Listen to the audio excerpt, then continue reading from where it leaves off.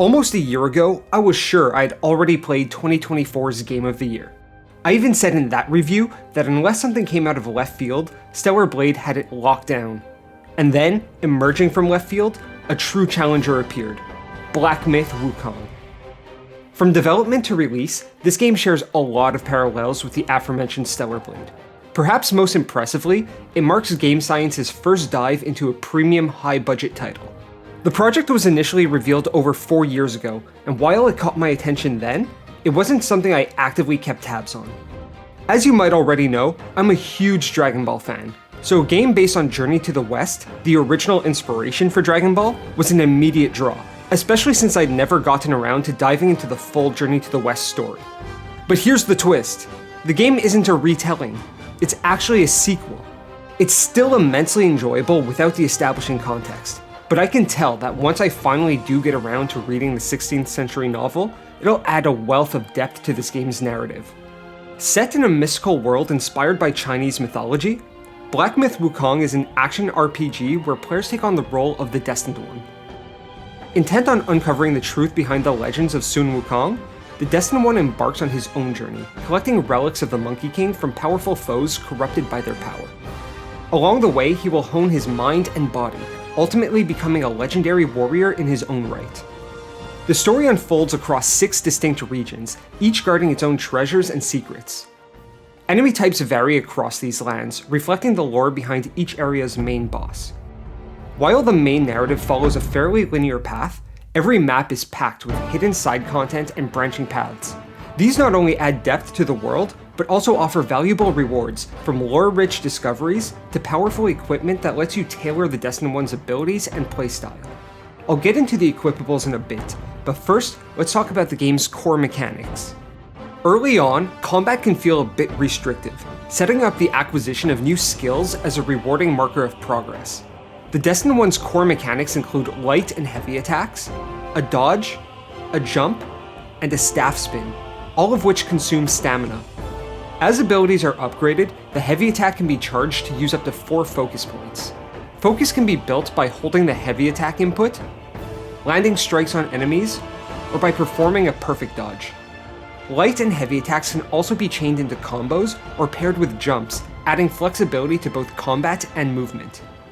The staff spin is initially used to block enemy projectiles, but can be upgraded for offensive use as well. By consuming mana, the Destined One can use various magic abilities, with up to 4 equipped at a time. He starts with Immobilize, a spell that temporarily locks an enemy in place, but eventually gains access to a range of offensive and defensive spells, as well as powerful transformations earned by defeating side quest bosses. Among these spells is Cloud Step, an evasive maneuver that leaves a decoy behind, allowing you to reposition unseen. Rock Solid briefly transforms the Destined One into stone, deflecting an enemy attack and setting them up for a counterattack. Ring of Fire creates a circle that accelerates recovery and enhances the effect of drinks.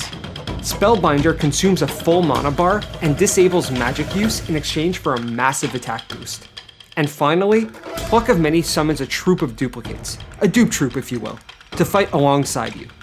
As you earn experience by defeating enemies, the Destined One will level up and gain skill points to allocate across various skill trees.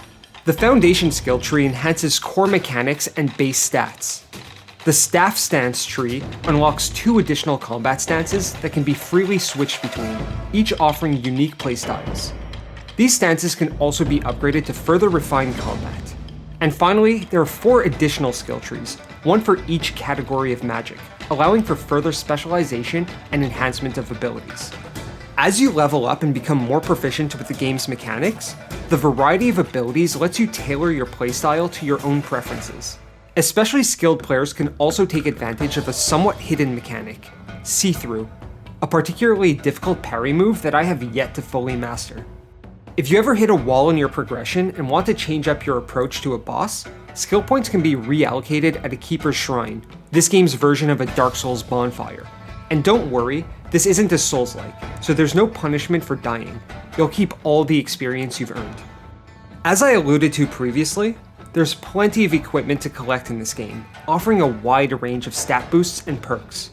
All of the Destined One's equipment can be selected from the main menu, including his weapon and outfit pieces, most of which can be crafted using materials obtained through story progression and side quests. In addition to these, he can also equip vessels, spirits, and curios, each offering unique benefits in combat.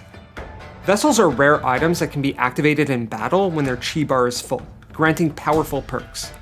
Spirits acquired from defeating special enemies allow the Destined One to momentarily transform into that enemy and unleash their signature technique.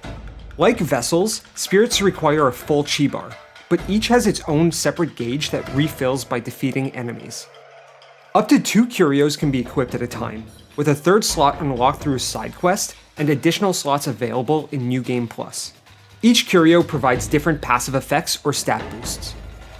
In addition to linking various items from the inventory to the D-pad for quick use, the Destined One can also select which gourd to equip.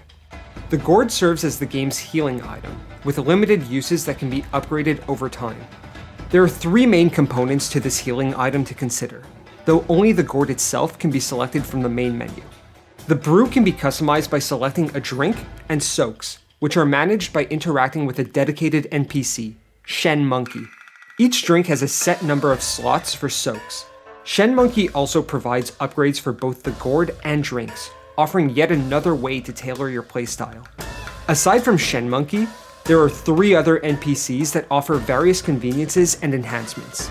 Chen Long can grow and harvest different plants for you.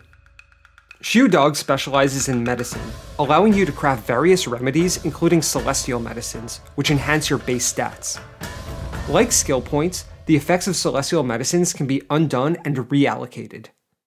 Finally, Yin Tiger, the blacksmith, provides armor upgrades.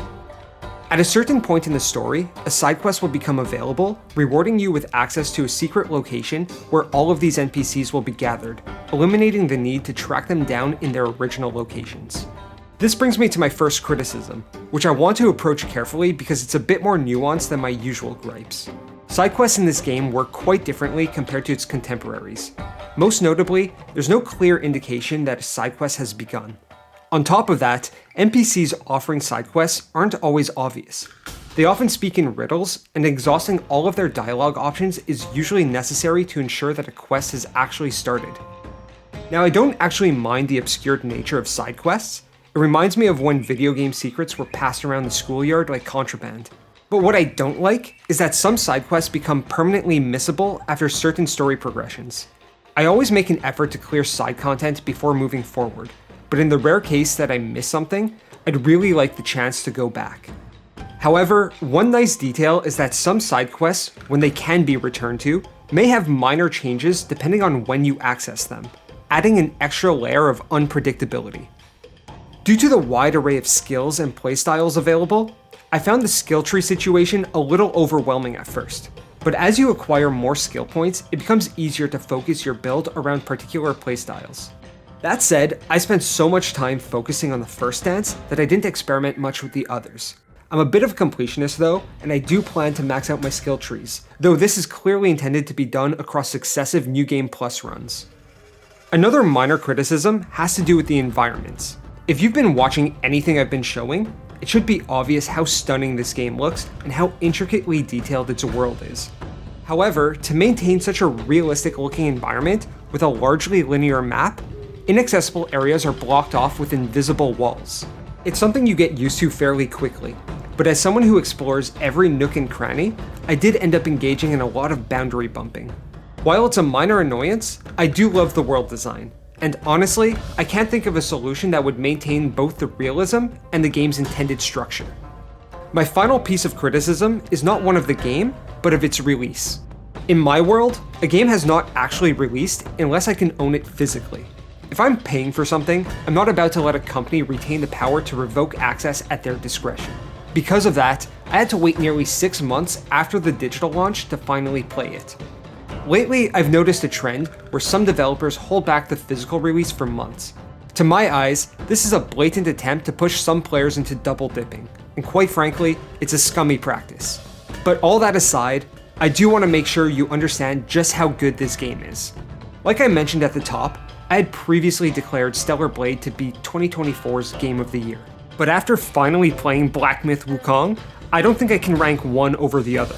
They're both phenomenal games, each excelling in different areas, and which one you prefer ultimately depends on whether you're more drawn to sci-fi or mysticism. These two games share a lot of similarities. Developed by up-and-coming teams, similar gameplay mechanics and progression systems, both targeted by baseless smear campaigns, but despite all of that, both have emerged as fully realized feature-complete titles that have been incredibly successful.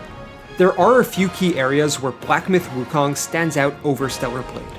The game is packed with secrets and hidden mechanics that are not spoon-fed to you, like the ability to trigger two bosses to fight each other, just as one example.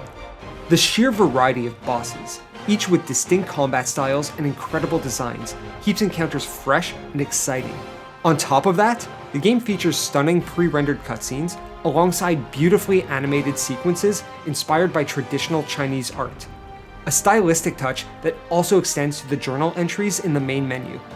As the game progresses, combat evolves into an intense, fluid dance that is both challenging and deeply rewarding to master. The story, at least for me, was completely unexpected and surprisingly compelling.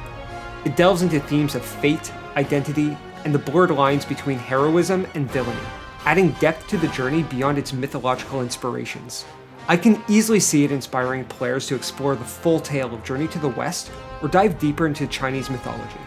While I always make an effort to 100% a game before writing a review, Black Myth Wukong truly compels you to do so.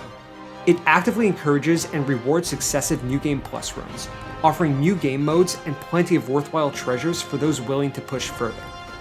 I may have been late to the Black Myth Wukong party, but after playing it, it's clear this game deserves all the attention it's gotten and then some. If you've already played it, let me know in the comments which boss burnt your biscuits the most. For me, it was easily Yellow Long.